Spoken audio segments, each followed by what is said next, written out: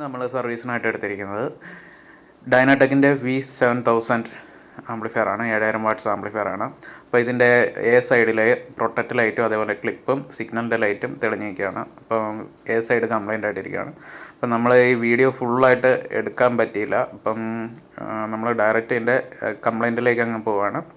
അപ്പോൾ ഇതിനകത്ത് കംപ്ലൈൻ്റ് ആയിട്ടുള്ള പാർട്സ് എന്ന് പറഞ്ഞാൽ നമ്മൾ ഒരു 3.3K റെസിസ്റ്ററാണ്, 5 വാട്ട് റെസിസ്റ്ററാണ്. ഈ റെസിസ്റ്ററിൽ നിന്നാണ് ഈ റെസിസ്റ്റർ ഉപയോഗിച്ചാണ് നമുക്ക് വേണ്ടുന്ന -15 +15 വോൾട്ടേജ് ജനറേറ്റ് ചെയ്യാൻ വേണ്ടിയുള്ളതാണ്. അപ്പോൾ അതിന് പകരം ഞാനിവിടെ ഒരു 2.2K റെസിസ്റ്റർ ഉപയോഗിച്ച് റീപ്ലേസ് ചെയ്തിട്ടുണ്ട്.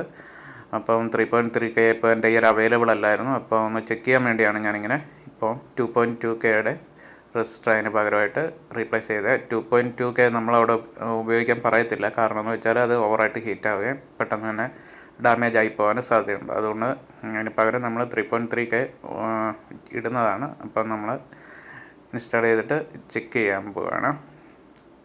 അപ്പോൾ അതിനായിട്ടായിട്ട് നമ്മൾ പവർ സപ്ലൈ കണക്ട് ചെയ്ത് ഇപ്പോൾ ഓൺ ആക്കിയിട്ടുണ്ട്. അപ്പം ആംപ്ലിഫയർ നോർമലായിട്ട് ഓണായി, പ്രൊട്ടക്ഷൻ ഒഴിവായിട്ടുണ്ട്.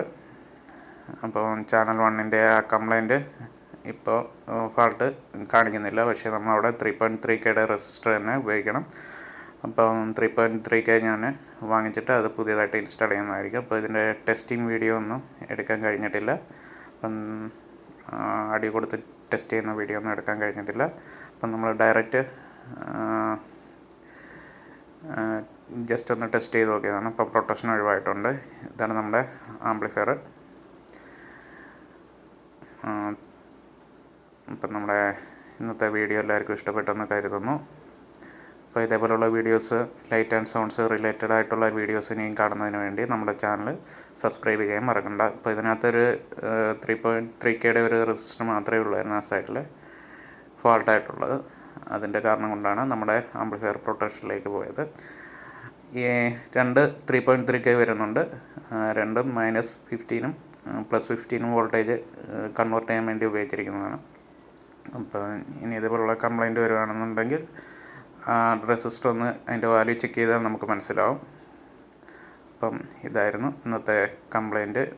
വീഡിയോ എല്ലാവർക്കും ഇഷ്ടപ്പെട്ടെന്ന് കരുതുന്നു. നമ്മുടെ ചാനൽ സബ്സ്ക്രൈബ് ചെയ്യാൻ എല്ലാവരും ശ്രമിക്കുക. അപ്പം വീഡിയോ ഇഷ്ടപ്പെട്ടെങ്കിൽ എല്ലാവരും ലൈക്ക് ചെയ്യാനും മറക്കണ്ട. നമ്മുടെ ആംപ്ലിഫയർ റെഡി ആയിട്ടുണ്ട്.